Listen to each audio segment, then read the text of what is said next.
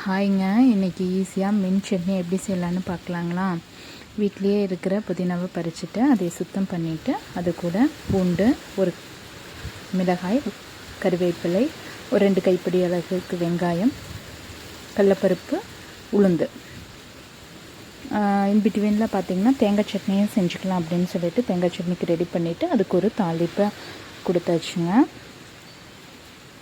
ஏன்னா சேம் கடை யூஸ் பண்ணிக்கலாம் இல்லைங்களா, அதனால கடாயில் கொஞ்சம் அதே கடாயில் எண்ணெய் ஆட் பண்ணிவிட்டு கடலப்பருப்பு, உளுந்து, நீங்கள் கருப்பு உளுந்து வேணாலும் ஆட் பண்ணிக்கலாம், வெங்காயம், மிளகாய், பூண்டு எல்லாம் சேர்த்து ஒரு வதக்கிட்டு